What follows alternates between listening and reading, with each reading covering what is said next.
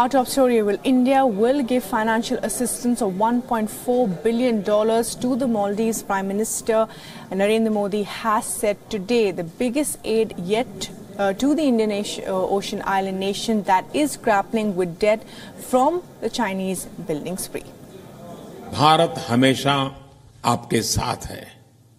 मुझे खुशी है कि इस प्रतिबद्धता की प्रत्यक्ष अभिव्यक्ति के तौर पर मालदीव के सामाजिक आर्थिक विकास के लिए बजट सपोर्ट, करेंसी स्वैप और रियायती लाइंस ऑफ क्रेडिट के रूप में 1.4 बिलियन अमेरिकी डॉलर की आर्थिक सहायता भारत मालदीव को प्रदान करेगा। And Prime Minister Modi made the announcement after talks with Soli, who defeated the pro-China former President Abdullah Yameen in a surprise election result in October and is trying to reset ties with India. This is Soli's first India visit after taking over as the President of Maldives. Earlier, the Maldives President called on the Foreign Minister Sushma Swaraj at the President's house. He also met business leaders and will be hosted for a state banquet at the President as the Rashtrapati Bhavan later tonight as well. Notably, Soli's visit comes a month after Prime Minister Modi attended his swearing-in ceremony in Malé as well. The visit marks a new turn in India-Maldives relationship and a subtle but significant strategic shift in the Indian Ocean region. Soli's visit is expected to bring India back as the principal development partner of the island nation.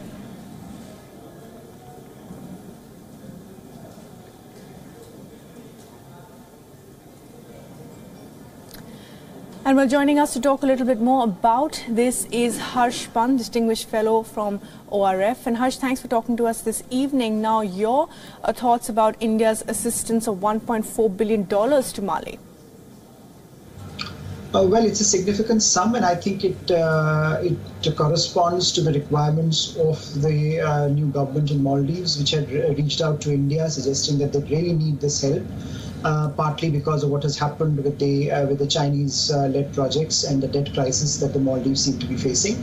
So I think it's an important overture from India's side, making it clear that India wants to be part of the developmental journey of Maldives, and not simply as a largely predatory exercise, which some of the Chinese projects seem to be involved in, but as a real partner, true partner, which comes to the rescue of a nation which when required. So I think this is an important gesture. It will be taken in that spirit in Maldives as well. Right, but Harsh, can some of this actually be used to service the debt that the Maldives government actually has to pay off to the Chinese? I think partly they would like to.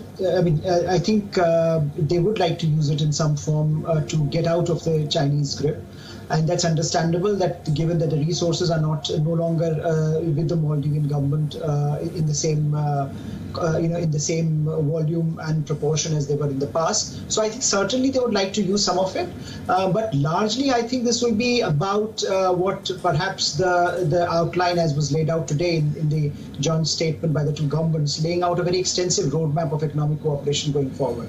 Right, and that economic cooperation will widen, Harsh, over the next couple of years, hopefully. But China as well has built, sea bridges connecting the capital Malé, and they've invested in the airport there, and they are invested in many ways in Malé. So even though our investment increases, they're there for the long haul as well, despite, of course, if Malé pays off that debt. Well, yes, I think much as we would like to think that it's a zero-sum game, I think China is now one of the most significant partners of almost all South Asian countries. And this ebb and flow between India and China would continue depending on the political complexion of the governments in our neighboring states. And I think we should look at it in that spirit. No government in South Asia and in the larger Indian Ocean region is in a position to rebuff China. And I think the fact that you have now a successive governments in the region which have subtly informed China that the kind of behavior that the Chinese countries have been invested in the past cannot continue is a sign that things are changing, and perhaps for the better. There is a demand now from the bottom up in these states, in the smaller states in the region, that they will not take China's diktats lying down, and they will respond. They will sort of reshape the arrangement that China has with these nations. So I think that's good news for India. But I think India should not think that India would be, that China would not be part of the landscape. China will continue, as we have seen in Sri Lanka, for example. Well, in other news now, there's rising anger over immigration in Europe. Tens of thousands of people filled the streets of Brussels to protest a United Nations pact that is aimed at fostering cooperation on migration. Over 5,000 people gathered for the march in Brussels against the new pact. They surrounded the European Union's headquarters. The protest was organized by some right-wing parties there.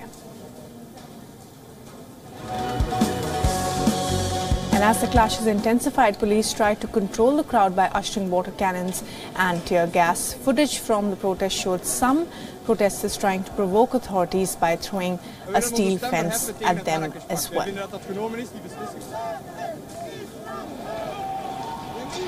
And the police said that, over 5,000 people marched for the protests organized by Flemish right-wing parties in the part of the capital where the main European Union institutions are located. Belgian right-wing NVA, which is the biggest party in parliament, pulled its ministers from the ruling coalition last week after the Prime Minister Charles Michel refused the demands that he not sign the UN migration pact and this is what it's led to massive protests soon after that.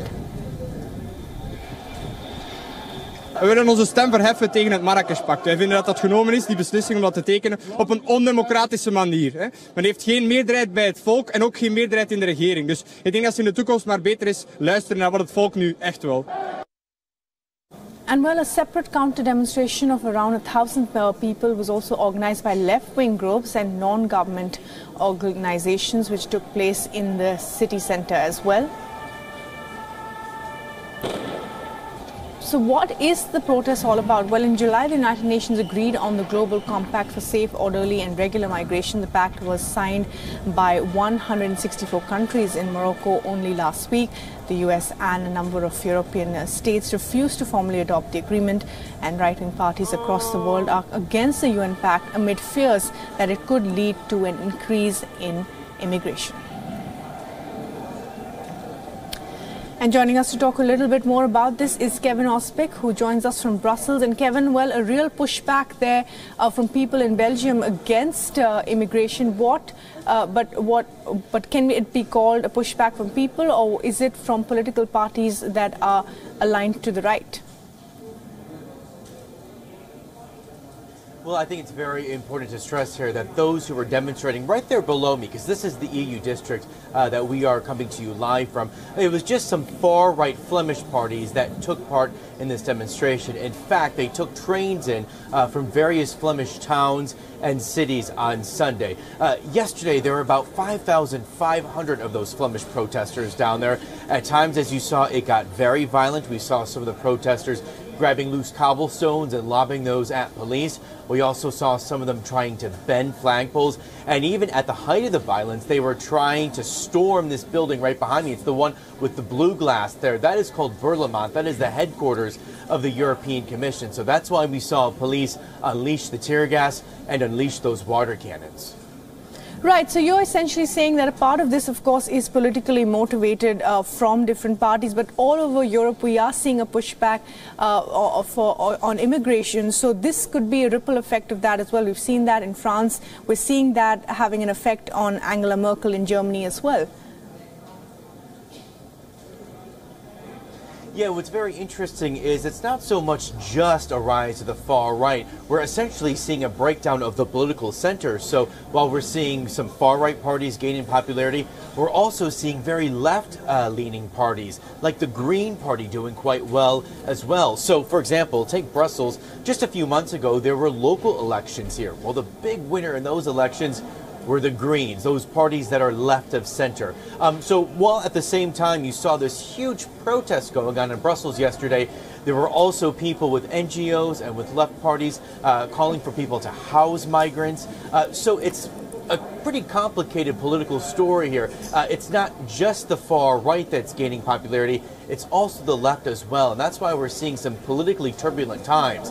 When it comes to the national government here, Prime Minister Charles Michel is in some shaky territory right now. The NVA, a Flemish Nationalist Party, left his coalition over this UN Migration Pact. Right now he has just a minority government. It is possible that not the Flemish Nationalists, but the Flemish Socialist Party could take advantage of this. It's been some reporting today that they may call a vote of no confidence. So potentially after Christmas, so next month, we could see a snap election here, all triggered by this migration pact.